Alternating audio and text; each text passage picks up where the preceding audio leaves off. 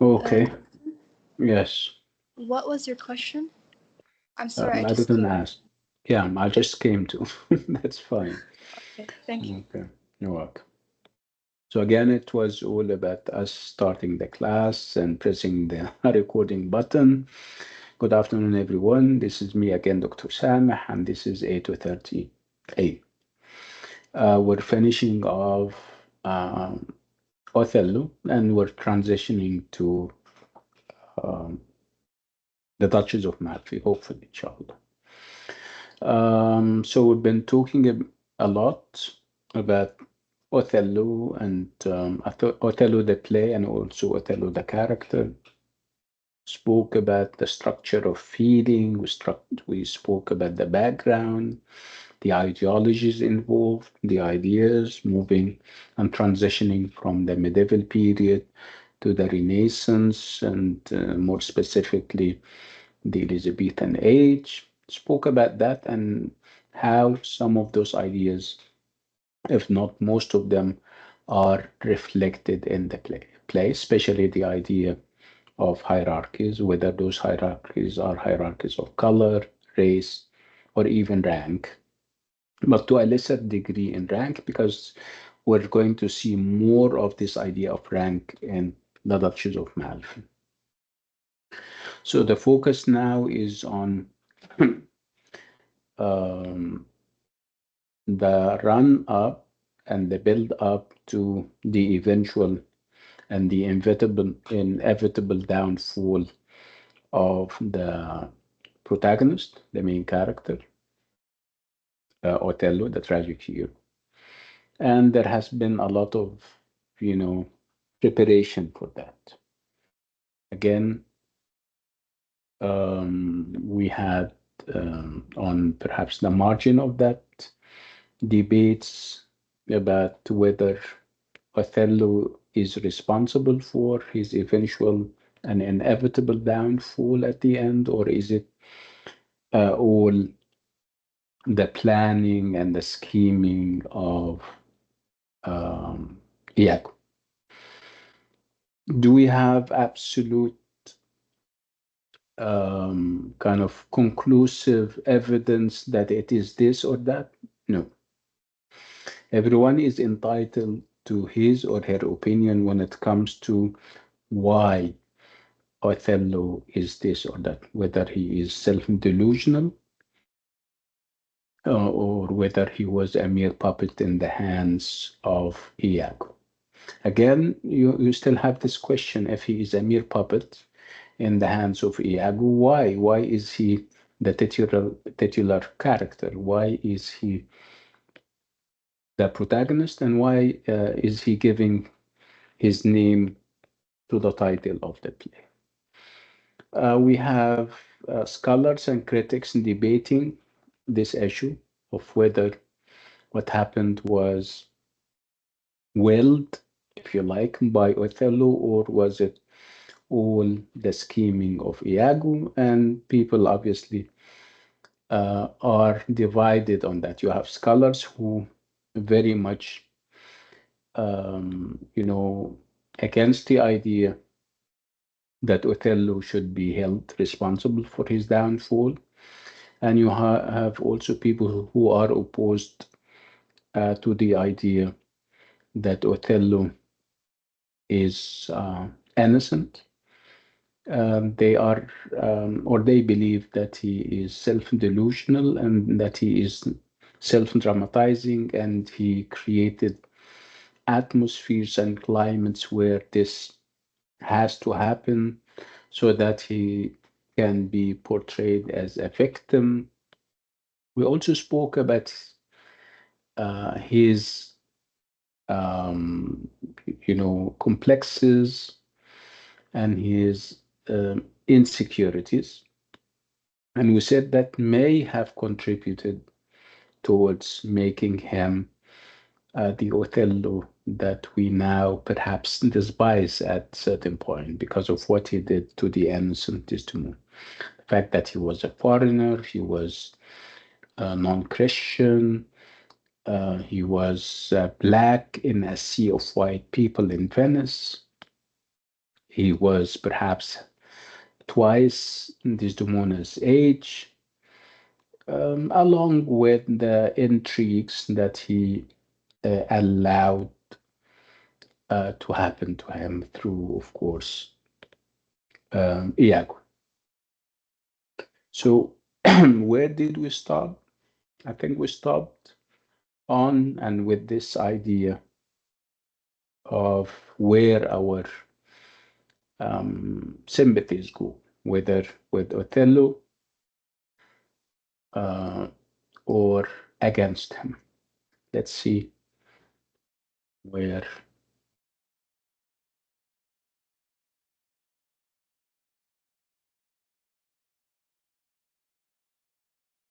we stopped at the temptation scene. Let me share my slides. If you still remember, this is where we stopped. Temptation, which is also known as the echo scene, or scenes perhaps, where, if you still remember, Iago was echoing what Othello is saying.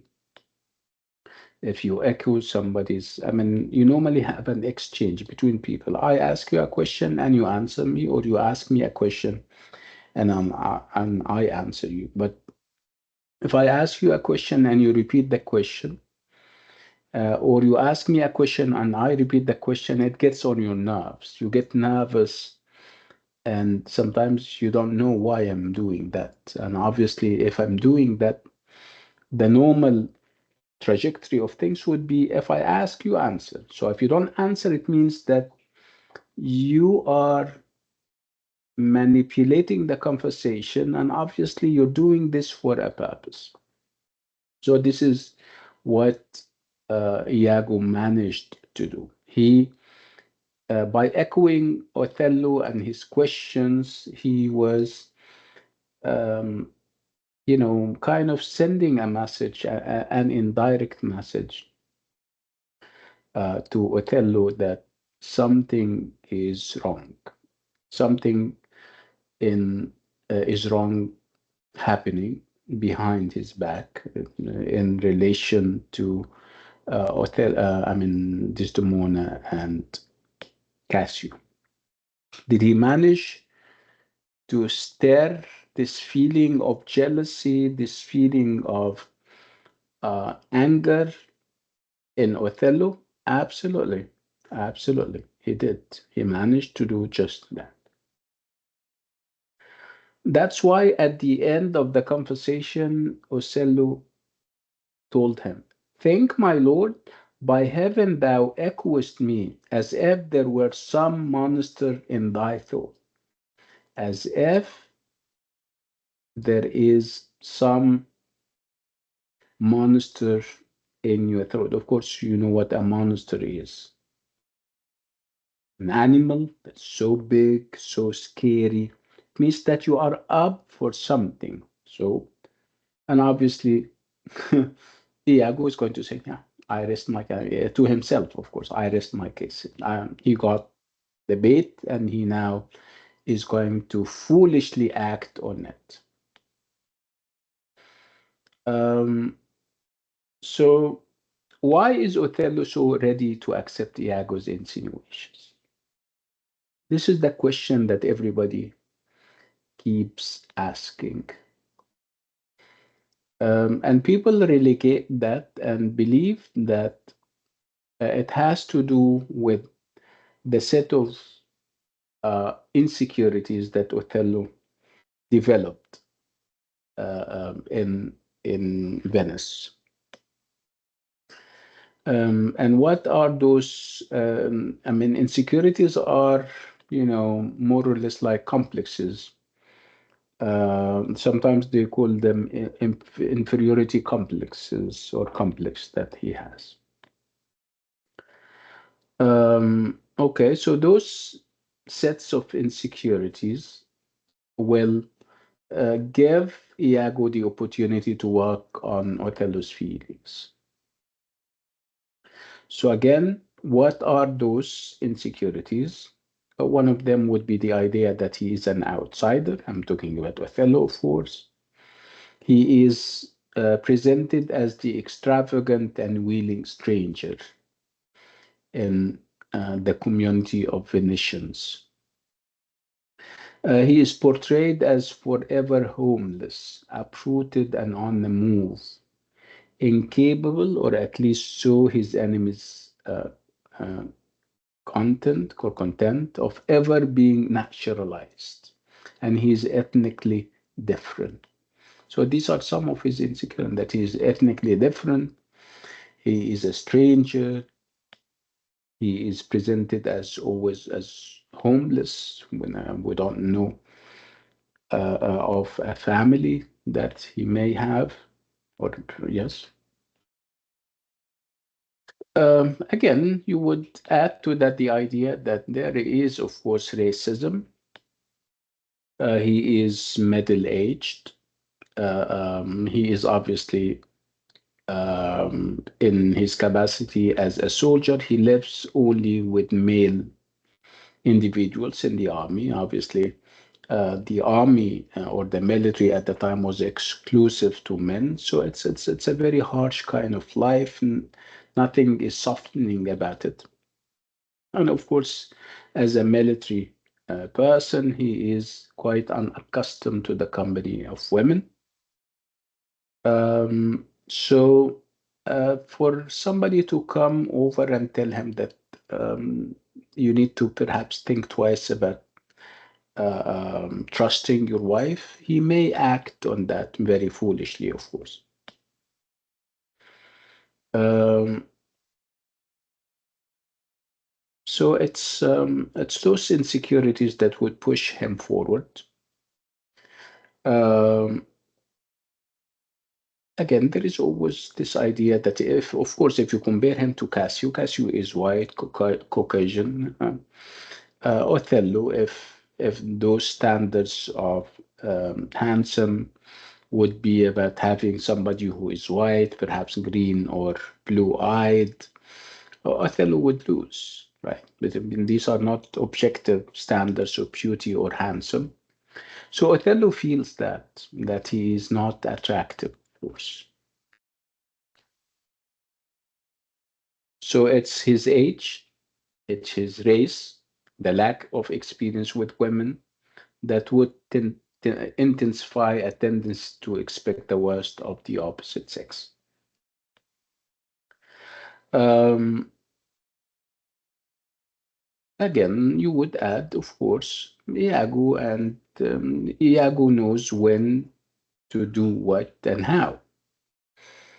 Um, Again, you would add to that the overall atmosphere of misogyny. Misogyny means hatred for women.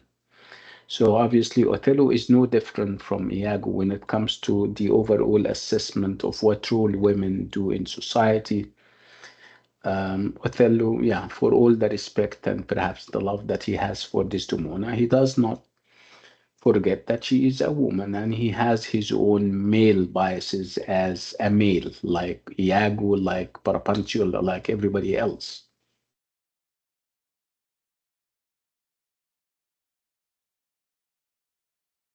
Um, so this is what is happening to him. It's through those kinds of insecurities that Iago is going to get there and get to him. Over time, you're going to even see that his discourse differs. I mean, the way he speaks, we don't have, I mean, his imagery are going to be exactly like those of Iago, very pornographic and very base and very lewd.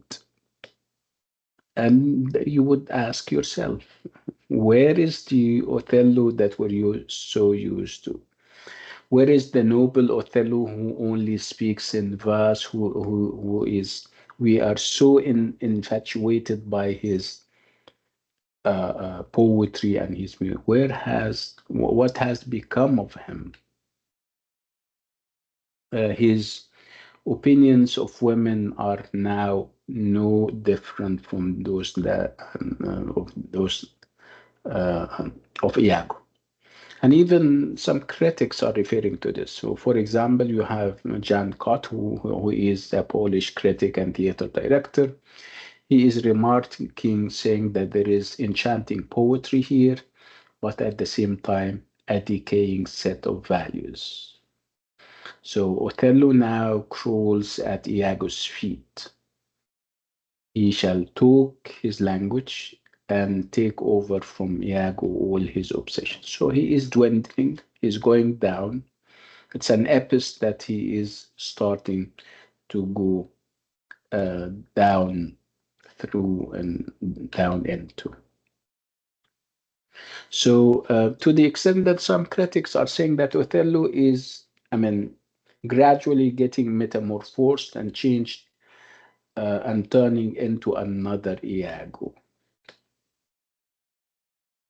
They seem now to possess the same character when it comes to how they look at women, with the language that they now use. It's quite a change, as you can see.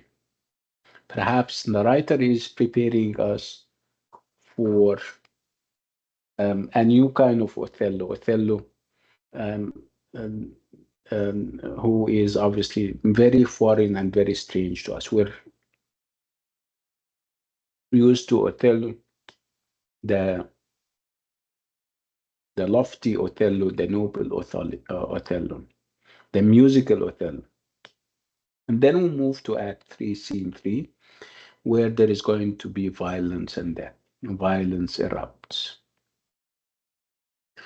So we have this downward slide into violence and death. Remember that we are no longer in Venice, where there is peace and order, where there is composure. No, we are in Cyprus, where we expect the worst in everything. And there is always this exchange, small and brief encounters between Desdemona and Othello. And of course, Othello obviously is now or has now made up his mind that she is she is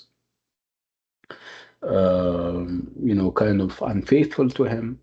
So he says things, and obviously he means to denigrate her, to perhaps undermine her fidelity, undermine her integrity as a woman. In one of those situations, after she takes leave, he remarks, saying, "Excellent wretch, perdition catch my soul, but I do love thee, and when I love thee not, chaos is come again." This is very significant and very powerful. First of all, he expresses his perhaps appreciation and love for Desdemona, and he is saying that something big will happen if I stop loving you, which is uh, kind of anticipating what will happen.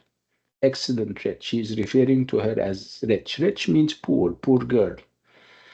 There's such a poor girl, and he is saying that perdition catch my soul. Perdition means destruction.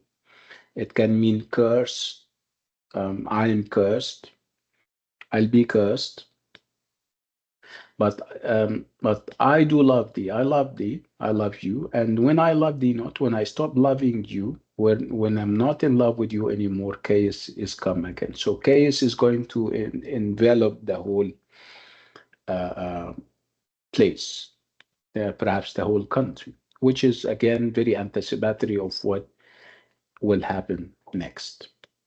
Again, as you can see, he is still using this very grandiloquent and very big and grand language, and he is still linking himself to uh, um, to big things. So After all, it's a love relationship between a man and his wife, and obviously he's giving her bigger dimensions, universal dimension, by saying that if we don't love each other for whatever reason, chaos will prevail. So again, this is very hyperbolic, this is very exaggerated, and this is typical of Othello, as we are all aware. So it's hyperbolic, which means it's very exaggerated, and also it is highly ambiguous. Ambiguous means it's not very clear what he really means when he says "I love you" at the risk of perdition or damnation. So if I stop loving you, I am damned, I am cursed, I'm no more. So he may mean I am damned if I don't love you. So again, what makes it even more complicated would be that this is very hyperbolic, this is exaggerated, and that this is typical of him, as we are aware.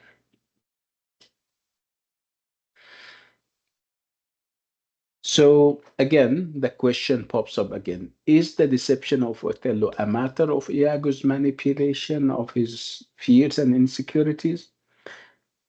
And thus, on one level, it represents some emanation of Othello's unconscious, or is Iago, after all, a diabolic intellect, a consummate Machiavel or villain? Where do we stand? Where do we think that Othello um, contributed towards his downfall and he is responsible for that? Or is it the diabolic nature and the devilish nature of Iago? This question is going to dog us everywhere we go. When we talk about this play, you're going to find this question hitting you right in the face. And then we move to Act 4, where we're talking about the handkerchief, and this is a stage prop that would even complicate things more. So it happens that somehow Desdemona drops, unintentionally drops her ايه handkerchief when, yeah, how can I help you? خلينا نفس الشيء. Can I ask you to mute your mic, Malish?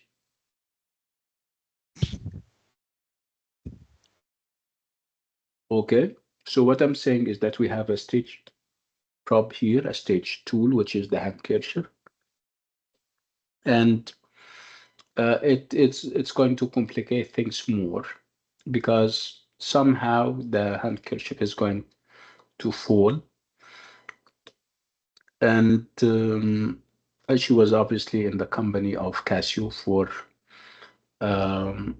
Cassio was trying to tell her, please help me with your husband. He's angry with me and stuff like that. When she drops the handkerchief and she gets asked about it, she doesn't tell the truth for fear of course, the backlash of her husband. And that would complicate things. So the handkerchief Desdemona is supposed to have, given Cassio, becomes a symbol of guilt and betrayal. Because Othello now is more prepared than ever to believe anything. So he would think that that can be a conclusive evidence that something is bad happening. So Othello is now reduced to doing the same thing. He is eavesdropping on Cassio and Desdemona. He is also looking at Iago and Cassio while they are talking, and he is misinterpreting the whole thing. And he is ready to believe the worst of Desdemona. And then we have Act 4, Scene 3, where we have what we call the melancholy scene. Melancholy means sadness, where this is a scene that has Emilia, the wife of Iago, who also happens to be Desdemona's maid. We have Emilia and we have Desdemona. And obviously, Emilia is preparing Desdemona for bed as her maid servant. And they are going to engage in discussions about women, about their state in the world. Obviously, Desdemona is going to kind of showcase her vulnerability for her downside fall into submissiveness. She doesn't want anything from the world. She's not happy. She is ready to accept whatever her husband decides for her, even uh, her death. She can die, and she doesn't want anybody to talk about it or to kind of blame Othello for it. So this scene is one of many moments of propletic irony or foreshadowing. Foreshadowing means that she's expecting or anticipating what will happen to her. So it's a moment of rest before the headlong crush of Act 5 begins. So what happens in this scene? It's an intimate moment between women, and that would sharply with the scenes between men or of women surrounded by and dominated by men. Because, men are all soldiers, courtiers, or senators. They are active in public life. They talk about, you know, rough things. There is nothing soft about the company and the conversation of men. So that scene between two women can be a relief that we much need as the play is headed towards its horrible end. So what is happening in this scene? Desdemona is relating the story of Barbary. Barbary happens to her mother's maid. She was obviously black, and her story is very similar to that of Desdemona. Barbary's lover proved mad and did forsake her, and she died singing a song of Willow. So the Willow song that the scene is known with and popular for or with expresses female despair and longing and passive acceptance towards the love. And this is what she says: let nobody blame him. His scorn I approve. Whatever is she saying? She's saying, don't blame him, even if he kills me. I accept everything he does. See how submissive? And you would ask yourself, is this the Desdemona that we're familiar with? The Desdemona of the past, who challenged her father, who challenged her family, her traditions by getting married to somebody who is beneath her in everything, somebody who is twice her age, black, non-Christian, and everything in between. You would ask yourself those kinds of questions. Is this the Desdemona who could resist her father's pleas, marry in secret, and depart from her home city for a foreign shore? Desdemona cannot get the song out of her mind, she says, and she proceeds to sing it.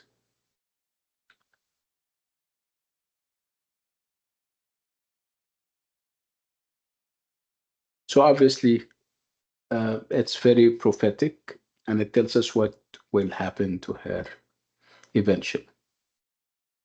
So again, Barbary and Desdemona are very similar.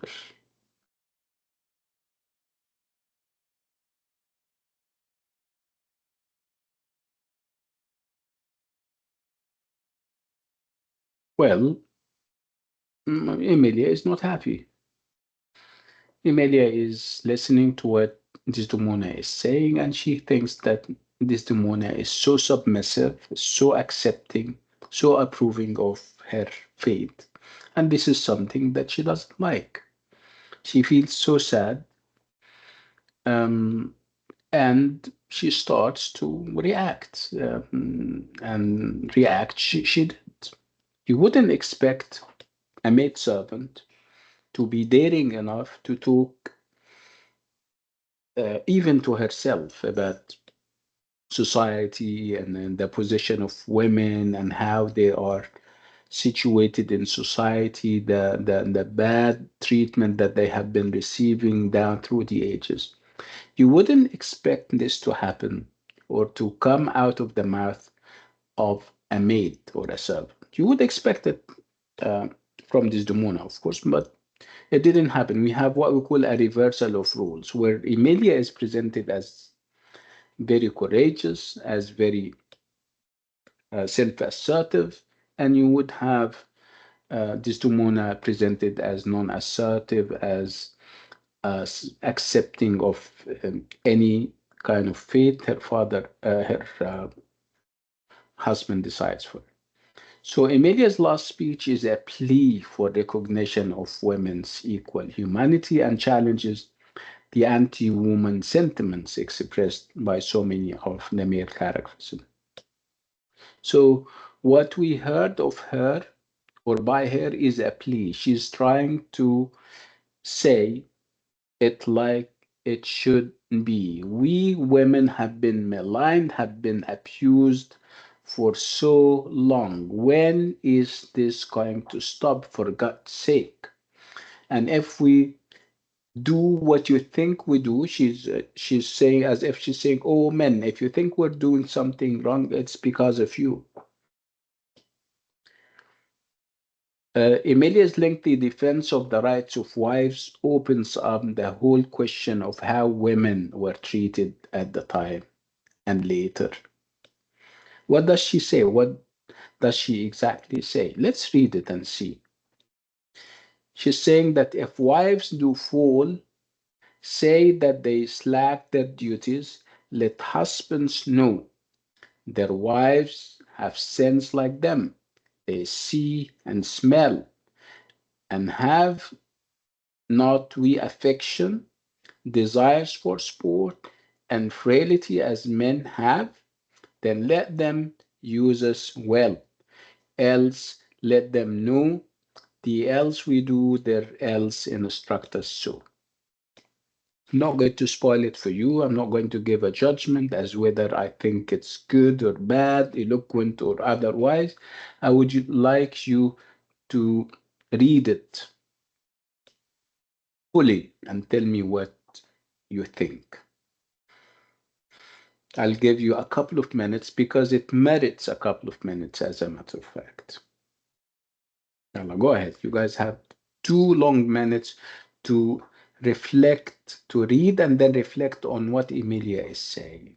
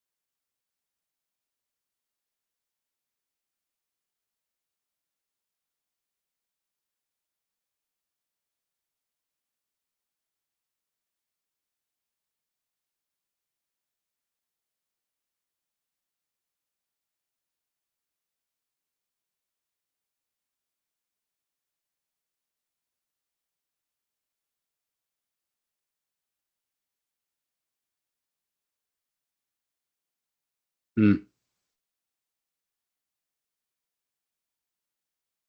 Can we talk about it? I think we can, right? Yes. Okay. طيب, what's happening? What do you think? I think Emilia is trying to state that the men are treating us in a bad way, although that we do feel like them. So she's more speaking about equality. Yeah. It's a plea. It's some kind of, somebody is fed up, right? Somebody is kind of Yes. countering the narrative. She is trying to challenge what men have been perhaps propagating about women, that perhaps they deserve to be at home, to be confined to certain roles. She's saying enough is enough. We have feelings just like you. We smell, we feel, it's exactly like you.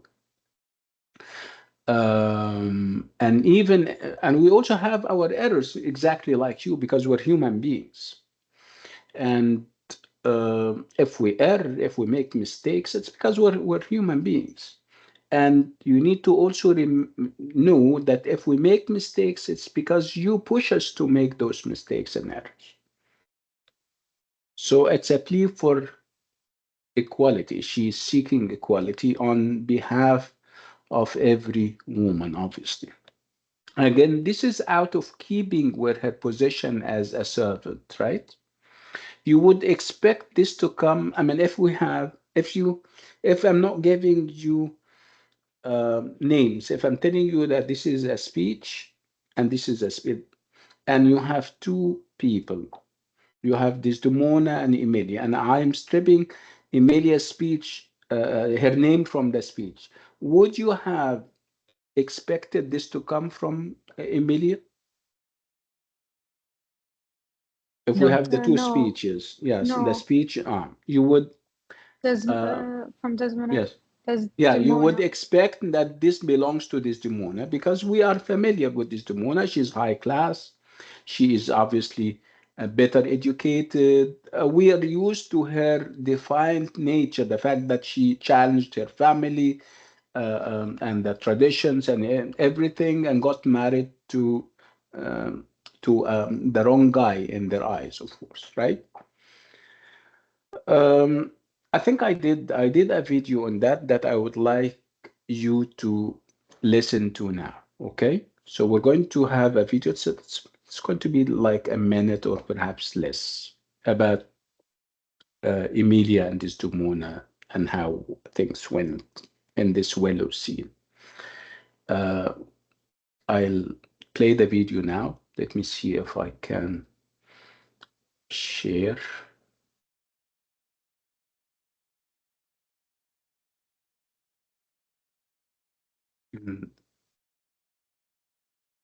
Share. Let me know if it works, okay?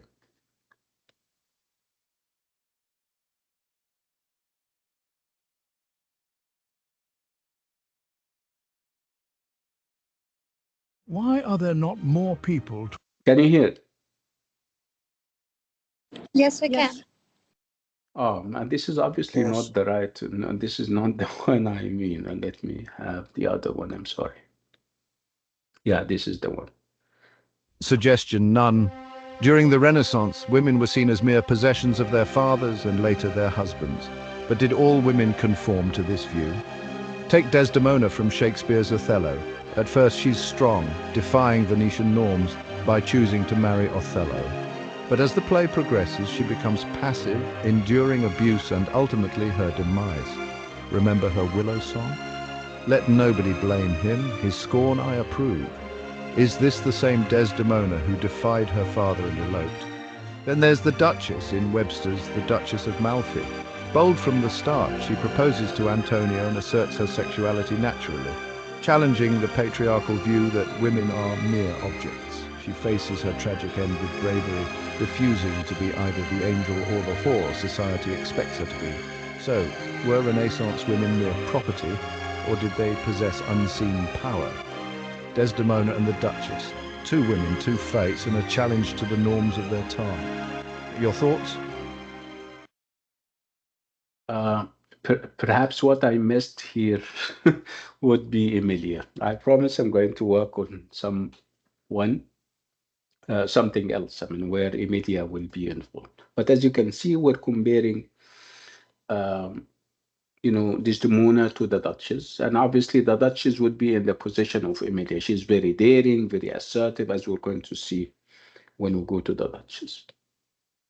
So again, it's a very beautiful vindication of the rights of women, if you like, upon the part of Emilia. The least character to expect to talk about women and their issues and everything in between. Let's move on.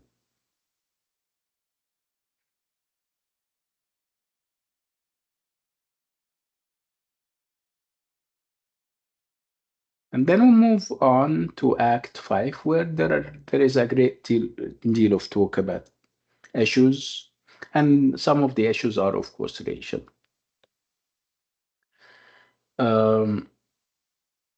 And there is always this talk that Venetians, when they acted the way they did against Othello and against his color, they were not new. This was not new, and they were not the only people who did that. Actually, it is something entrenched in the European psyche, perhaps until today. For all the laws that they have set, allowing for diversity and acceptance and everything in between, they still have this idea of binaries where we are the one and they are the other.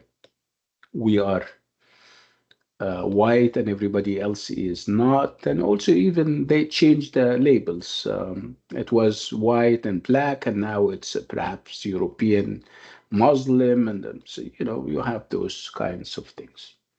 So critic Anya Lomba argues that as Europeans became increasingly aware of the power, wealth, and learning of other peoples, this awareness often only intensified expressions of European and Christian superiority. They have always thought that they are superior because of their whiteness, because of their centrality, and also because of the Christian faith, because they used to think that everybody else is, if you're not Christian, so you're not, you're infidel, obviously, and is deserving of, being saved. So again, you would need to think of how members of the audience would react when they see Othello as the titular hero, as the main character.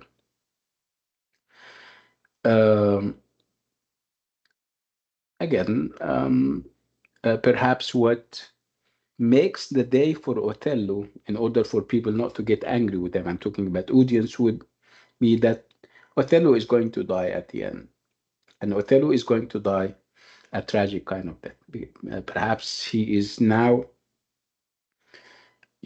meeting the expectations of the white Elizabethan audience. Again, we're talking about situations during the time that would tell us that the typical attitudes that we see in the play from the white majority, who are obviously antagonistic to Othello, and these things are a reflection of what used to happen. Even the Queen herself, Queen Elizabeth I, at one point she ordered the deportation of Negroes and Black Moors from England on the grounds that they were depriving her own Christian people from jobs. So again, the idea and this atmosphere of intolerance was very rampant and very widespread. So what you may want to add to it, the idea of class and the idea of gender. Okay, so obviously it's not only the the blacks who were singled out for misfortune. We also had women. You also have the poor. So again, it's not only about like race and gender, we also have class differences.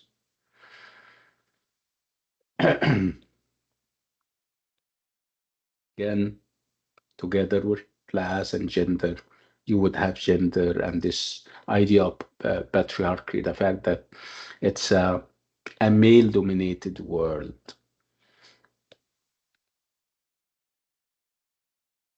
So gender became an issue with critics of lately. They focus more on the idea of gender and how there is a great deal of gender inequality.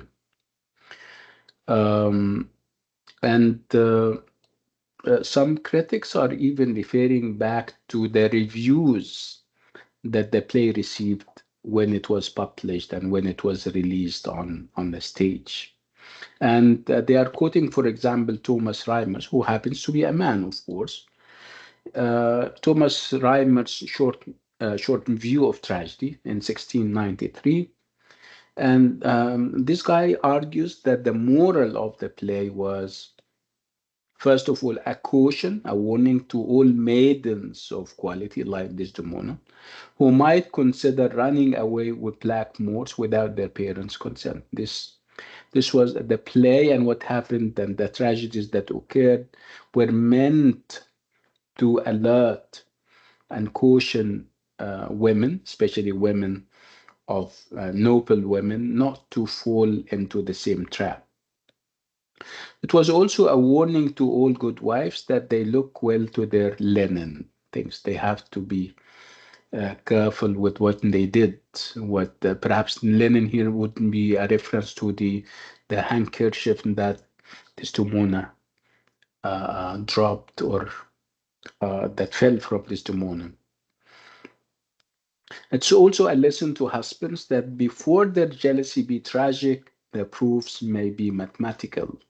Again, jealousy is not the best policy. People have to think, people have to double check before they decide that their wives are not being very faithful to them.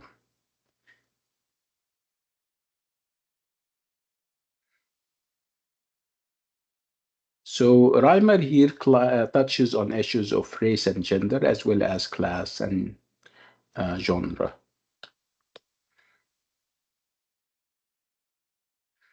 Again, there is this talk about the genre itself that we're dealing. The genre here is tragedy, and the purpose of this kind of tragedy, and whether this tragedy or Shakespeare is playing by the rules or not.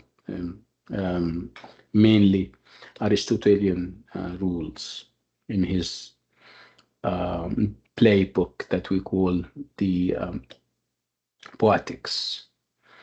There is obviously a reference to hamartia and catharsis. Said that hamartia is more or less like error in judgment, which is obviously a weakness. And catharsis would be the release of our excessive feelings, purging them towards the end of the play.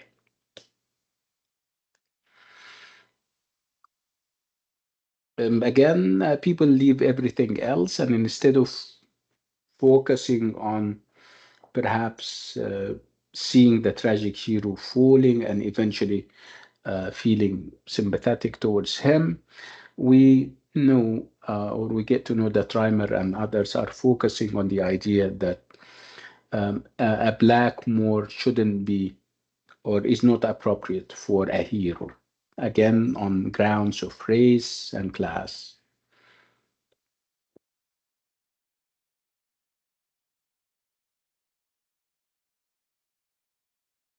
Again, there is a great deal of talk about genre here and where we have gone so far and the death that will follow. There is this tense and dramatic opening in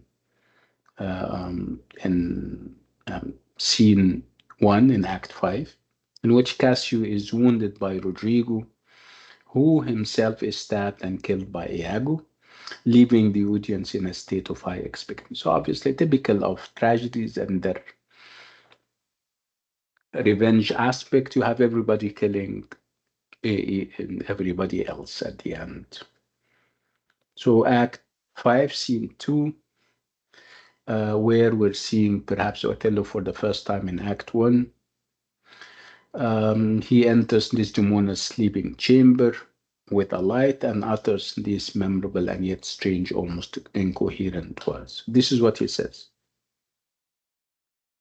This is obviously immediately before he kills her.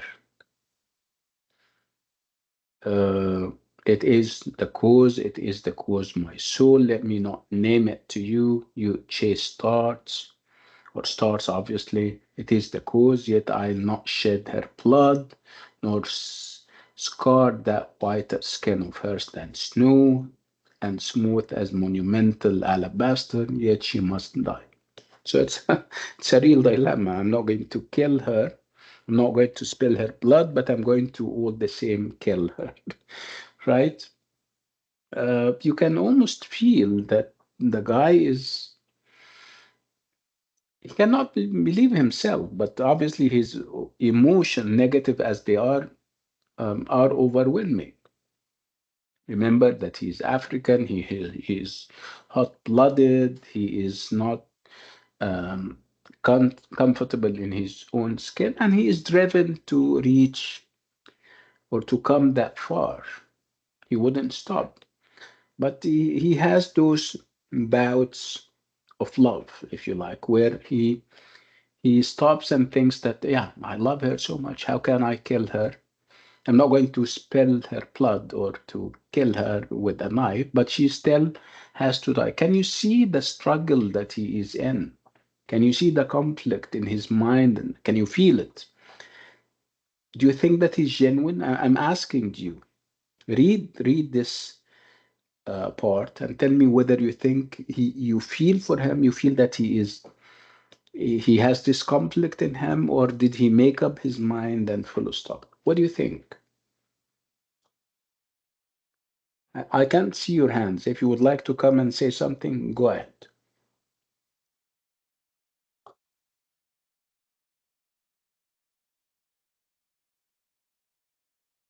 Yes, I can see that he keeps saying, I'll not shed her blood nor scar the whiter skin of hers than snow, and then yet she must die. That's Yeah. Which is easier for a soldier? Somebody contradictive. like him to kill her with a knife or with a sword, or to strangle her?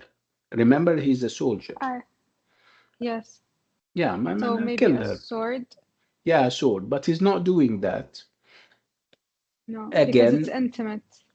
yeah, because and after all, she is the one that I loved, right? So I'm Yes. going to think of something perhaps lighter, but it's death and killing and murder all the same. Unfortunately, I'm sorry to say that. Yes. Yeah. Maybe poison. Yeah, he's going to strangle her. He's going to. Oh, okay. Yeah, sad as it is. I'm sorry. Let's move on before I cry. Okay. So Act 5, Scene 2, the interpretation of Othello's speech. And there is, of course, a great deal of talk about what he really means, but it's very clear, you know. Othello already imagines his wife resembling one of those marble figures of deceased aristocrats one can see in churches, anticipating not just her death, but the time thereafter.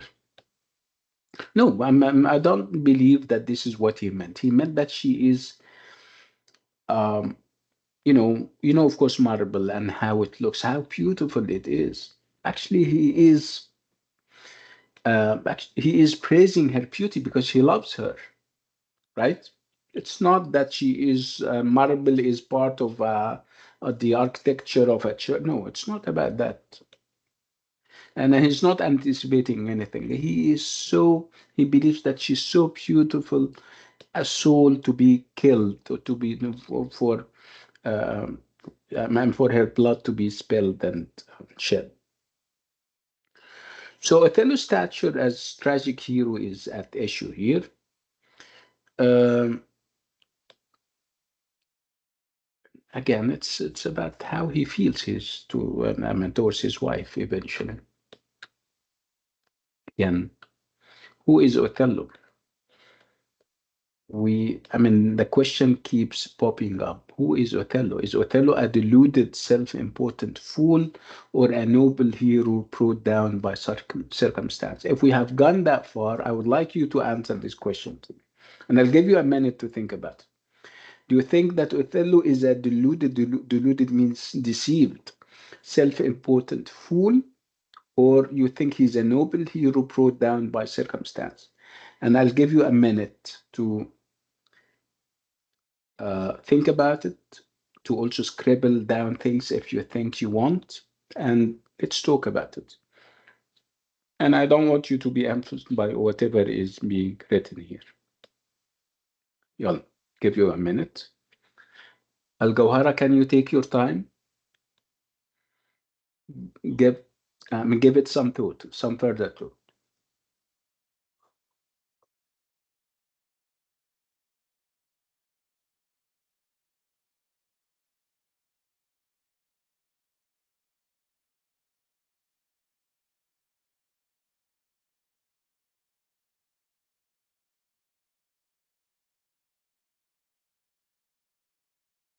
I guess I'm going to stop teaching this course. I cannot tolerate it. It's getting on my nerves. I don't know what. It's the Othello and the tension that comes with him, and it's very straining. I don't think. I don't know whether you relate to that or not. It's full of, you know.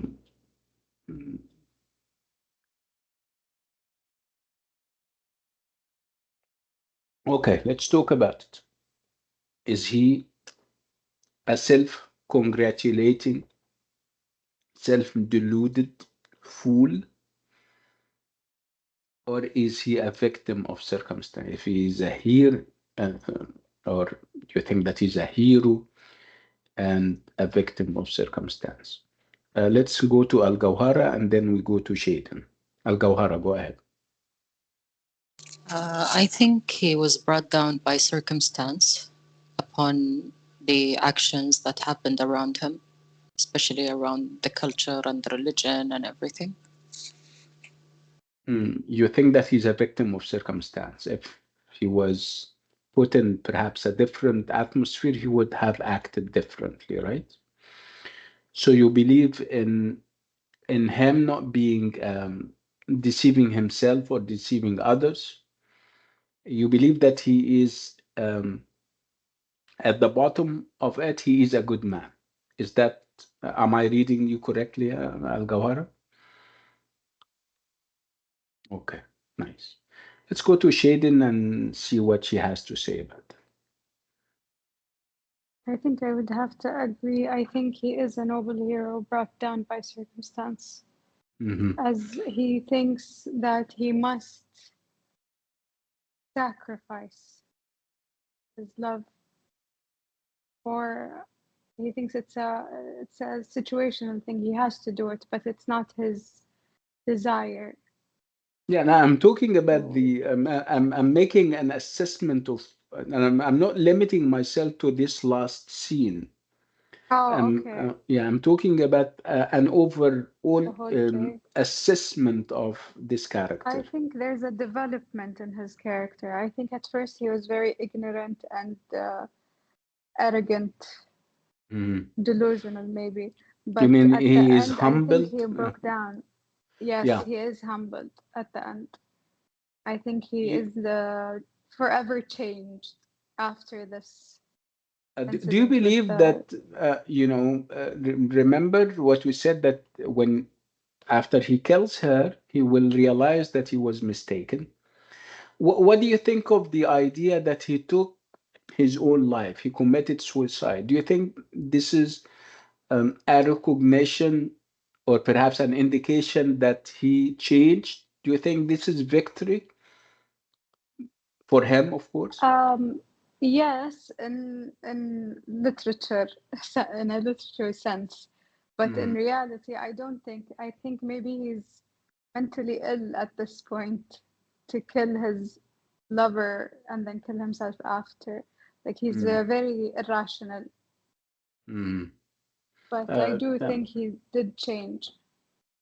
Yeah, okay. Let's have, am I reading your name, Arjwan? Am I reading your name correctly? Yeah, it's Arjwan. Arjwan. Okay, Arjwan, go ahead. He sadly ended up being a fool because he allowed emotions such as dishonesty and jealousy to sum up to make him the ultimate villain. Like So he wasn't a villain. Yeah, I'm sorry, I interrupted you. that's fine. I'm trying to say that you don't have any sympathies towards him. Something like that. I think You feel he perhaps brought more. Yes. Remember that some a human soul is also involved. He killed a human being, right? So no matter True. how good our feelings are for him, sometimes he killed somebody. I mean, and this somebody is dear and near to our hearts because we do remember those very beautiful, memories of Desdemona when she did this and that. Remember, Desdemona is, Yeah. after all, an innocent human being, right? Yes. Nice, very good. Thank you, Arjun. Do we have? I think we have space for more take on that. If you would like to come to the mic and share with us your overall assessment of the character of Othello. You like him? You hate him? You don't know? Doctor, I would just Yeah. like to add Yes, go ahead. that I don't hate him or like him. I almost feel bad for him. But I can't trust him. Like I feel there is ill intent in him. Yeah, But again, he's it's not the overall a idea, bad perhaps, person. perhaps this idea of Yes. self-dramatization that T.S. Eliot Yes. referred to, the fact that he wanted to create situations where he can elicit your your feelings for him. I mean, feelings, I mean, Yes. praising him or even pitying him, right? Yes, I Okay. do really pity him. Yes. Okay. Nagwa? Yes, actually, I feel like I have some mixed feelings regarding Othello's character. Like at the beginning, he did not behave or he did not use his wisdom or his like the characteristics that he is most known for throughout Iago's temptations and Iago's insinuations about Desdemona and so on. But at the end, also like I do not feel sympathy for him. But at the end, he does show like he regrets his own decision in some way, but I do not feel that they are plausible or that they are believable. Because if you feel sympathy, why did you do that at the beginning?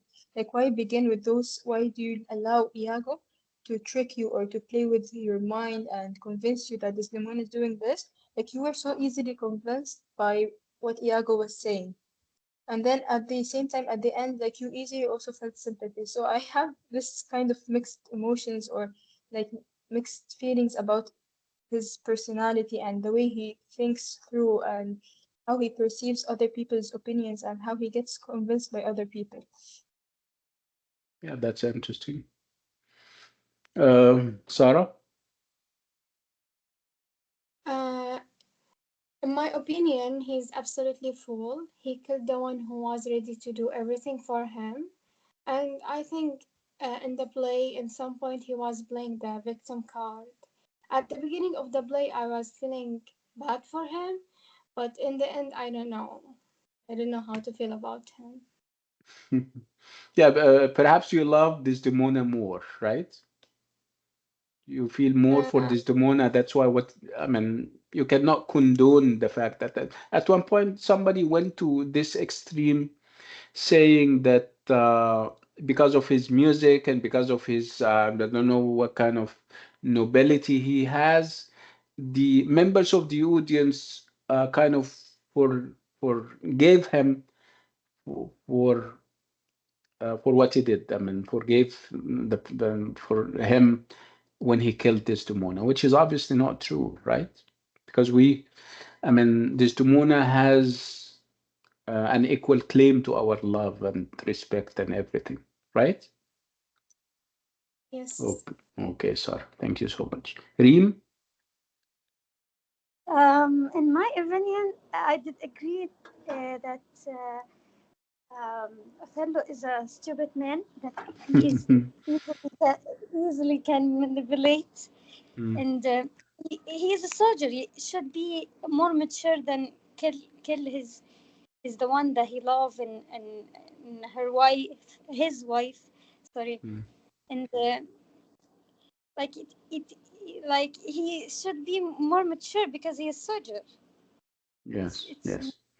not Not, he's not, I mean, it's good that you have mentioned that, Yarim, because he's not an ordinary, he's not just another soldier, he's a military leader. So how can you, as a military leader, you're a military strategist, you have a big head, you plan battles and wars, you take decisions. Where are you of all of this if one of your soldiers is tricking you that, you know, that big, and you end up, you know, doing his bidding, like they say? I mean, go this way, go that way. Of course, if we think that Iago is kind of pulling the threads and is manipulating him, is which is not to his credit either. It's very complicated, as you can see. Yeah, thank you so much. Very beautiful insights that you guys are bringing to the conversation, and I thank you for them.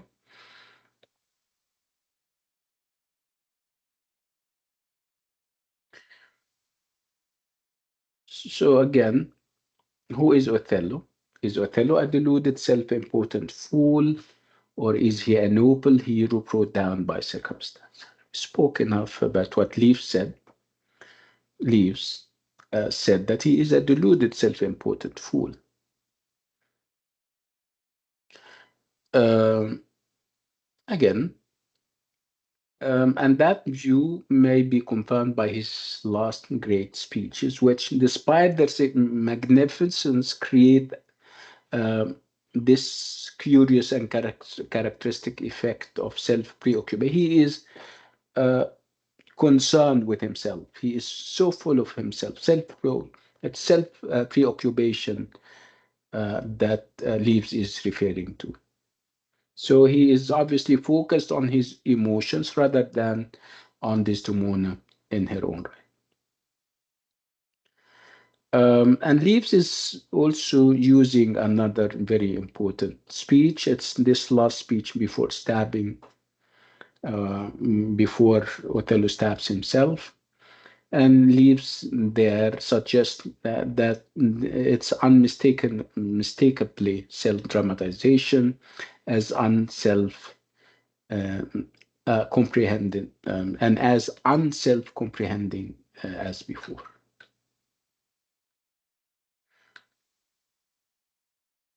Again, you would have other people who perhaps tell us that this guy is noble and he is a noble murderer. Can you imagine this? What do they call it? They call it when you have a contradiction of terms, two terms that are contradictory. They call it oxymoron, I think. You have this honorable murder. How can be a murderer be honorable? And how can you can a murderer have honor? They call it oxymoron. So you have this oxymoron where some people are referring to him as an honorable murderer. Um, For naught I did in hate, but all in all. This is what he said. It's funny. I mean, he's saying that I didn't do it because I didn't love you. or because I hate you, but it's all in honor. It's like honor killing in our days. Um, Again, it's very paradoxical, very self-contradictory, very, I don't know. Uh,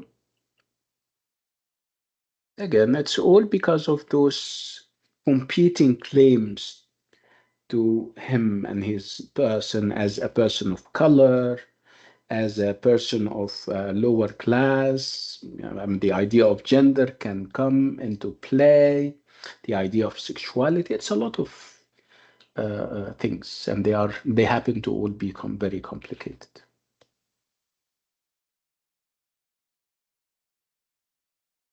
And then there is this talk about his speech, the last one. Um, where he is a self-confessed villain and he is also a hero. He now, we come to realize that he has internalized all what people said about him, the negative things about his color, about his race and religion. He became those things and he acted prompted by them. Um, he has become the place where these contradictions cancel each other out in the only way possible, through his suicide. So when he commits suicide, it's because of all those claims to his character. He is a hero and a villain. He is noble and black. He is Christian and heathen. He is all of that. I mean, can you imagine the pressure that this guy is navigating? Yeah, I mean, I wouldn't, I don't know. I feel pity for him now when you think about it. And all those kinds of pressures, it's a sea of contradictions that he is beset with. Some people are regarding him as noble, as hero, and some other people are denigrating and undermining him. So Othello's final gesture means he kills himself just as he once killed a Muslim on behalf of Venice and civilization. He is even distancing himself from his Muslimhood, if he was a Muslim, if he was kind of North African.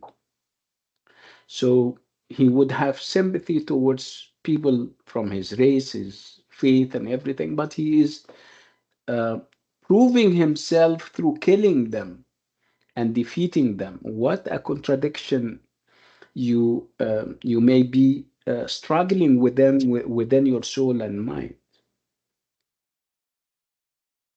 So it's those contradictions that are now driving him to his inevitable end. He has to kill himself because the amount of pressure that he has is enormous, is overwhelming.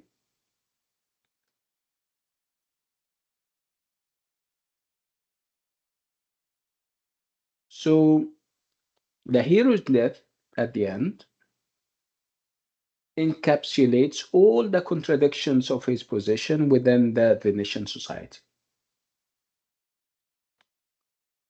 He kills the alien within himself. So because he has internalized all what they said about him. So he wanted to kill what he said about him, that he is alien, that he is non-Christian, that he is non-white, that he is not young, that he is black. So Othello enacts his role as the outsider, striving to belong to a society that will always exclude him. Even if he gets, hypothetically, if he gets rid of all those qualities, he will still be um ostracized from society because you cannot change your color, obviously.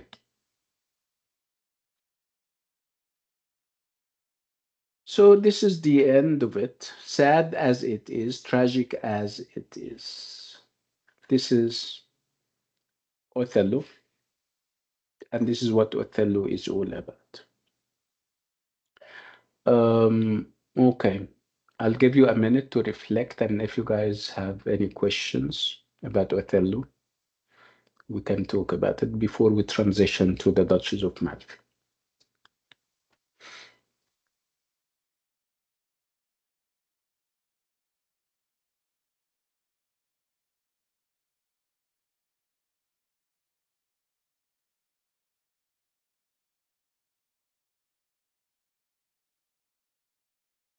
Okay, so Reem has a question. Go ahead.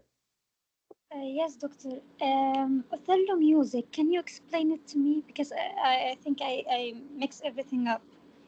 Yeah, that's fine. Music means music in the literal sense and also in the more abstract level. Um, music, of course, you know that poetry is musical, right? So, what distinguishes poetry from non-poetry would be its musicality. And we say that noble characters in tragedies speak in poetry, in verse. Okay, so he was in this sense musical. I mean, musical in terms of the poetry, the pieces of wisdom. Poetry obviously is not only about the rhyme. Poetry is about the pieces of wisdom that you craft, the idioms that you use, the images that you use. So he was very poetic in this sense. He was very good at that, at giving speeches that are full of vivid imagery, linking himself to the cosmos, to the deserts, to the mountains. Okay, so and this is the literal sense. And you have another abstract sense. And when I talk about his musicality, I talk also about how lofty he is, how noble he is as a character. I mean, his manners, remember his grandeur when he walks into the stage. Everybody is expecting, everybody is obviously affording him the respect and the admiration that he merits. So, in this sense, we say that he is very musical, and we say, and we refer to his music. So, music is not that he plays a musical instrument, no, it's the music of his speech, and also it's the music of his up until that point, early on in the play, of his character and his actions. Are you getting it? Yes, Doctor. Thank you very much. You're welcome. Who else has questions for us about Othello?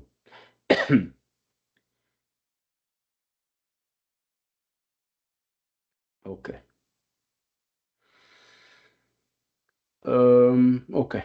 So we're going to stop on this note with Othello. I'm going to kind of switch off the recording so that we can start the Duchess of Malfi with another record. Let me stop it.